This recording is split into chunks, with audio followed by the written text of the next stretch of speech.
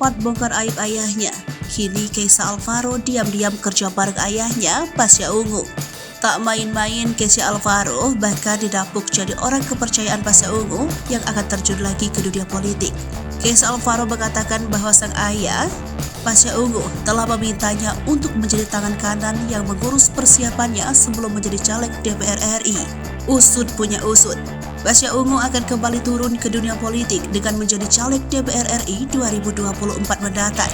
Hal ini disampaikan langsung oleh Kaisa Alvaro yang sudah diberi amanat untuk membantu Pasha Ungu jelang 2024 nanti. Ia mengatakan bahwa sang ayah telah mempercayakannya untuk mengurus persiapan jelang pemilihan caleg karena khawatir akan dimanfaatkan orang sekitar. Kaisa Alvaro pun mengatakan bahwa Pasha telah memintanya untuk berkarir di dunia seni peran di tahun ini hingga 2023. Karena di tahun 2024 ia diminta untuk fokus menjalani pekerjaan sebagai tangan kanan Pasha Ungu. Meski baru berusia 18 tahun, Kaisa percaya diri mampu menjadi orang kepercayaan Pasha Ungu.